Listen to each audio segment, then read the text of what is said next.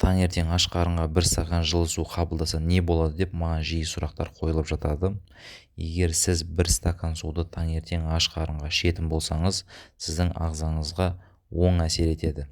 Жалпы су тіршіліктің негізі, ал таңертеңгі су жалпы жағдайда жақсартудың қарапайым және тиімді әдісі болып табылады. Таңертең аш қарынға бір стакан су ішудің пайдасы жайлы бүгін осы тақырыпты қозғаймын. Сол себепті видеоны соңына дейін көруге кеңес беремін. Біріншіден, таңертең аш қарынға бір стакан су қабылдау ағзадағы метаболикалық процестерді белсендіруге және метаболизмді жеделдетуге көмектеседі. Бұл тағамдық қоректік заттарды тиімді сіңуіне ықпал етеді және де қосымша калориялар жағуға көмектеседі. Осылайша сіз артық майлардан айырыласыз. Екіншіден, таңертең су қабылдау ас қорытуды жақсартады және түнде жиналған шлактар мен токсиндерден арылуға көмектеседі. Сонымен қатар жылы су қан айналым және лимфа дренажын жақсартады. Ағзаның детоксикация процестеріне ықпал етеді. Үшіншіден, денені ылғалдандырады. Денедегі сұйықтықтың жетіспеушілігі ағзадағы сусыздандыққа алып келуі мүмкін.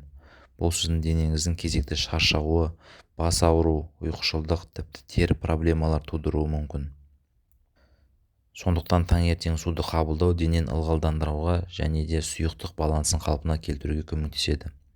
Төртінші, таңертең аш қарынға су қабылдау ақыл-ой белсенділігін және де зейінді жақсартуға көмектеседі.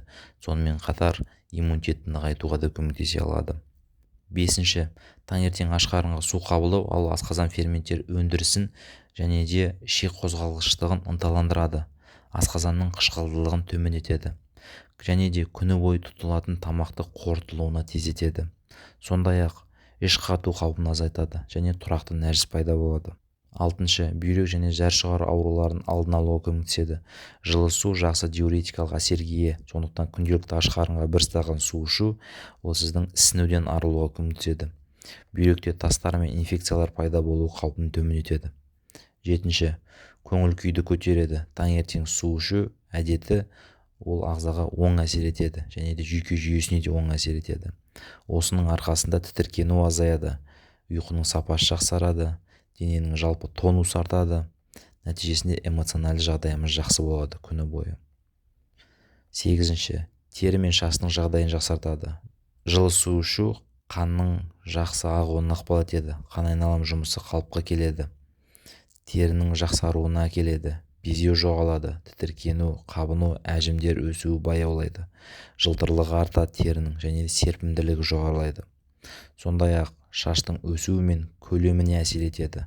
Ғалымдар аш қарынға ішкен су шашқа көбірек ылғал алып келетіні дәлелденген болып табылады. Тоғызыншы, әйелдердегі менструальды спазмды азайтуға көмектеседі. Жылы су жатыр бұлшықеттерін босаңсытуға көмектеседі және де ондағы спазмды сонымен қатар ауырсынуды азайтады. Сонымен қатар ол жатырдағы қан ағымын жақсартып, қабыну болса қабынуды азайтуға көмектеседі.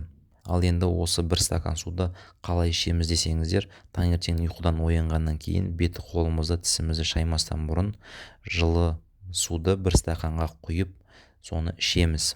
Яғни оған қоса сіз лимон шырынын немесе бір қасық бал қосып біртіндеп ішуімізге болады. Оны бірден іше салуымызға болмайды, себебі асқазанымызға салмақ болуы мүмкін. Сол себепті біртіндеп ішеміз. Ал осы жылы суды ішкеннен кейін жалпы 15 минут күткеніміз дұрыс. Таңертеңгі асты ішуге. Осылайша біз таңертең бір стакан жылы су ішуді біз күнделікті әдетке айналдыруымыз қажет. Сонда сіздің денсаулығыңыз жақсы болады.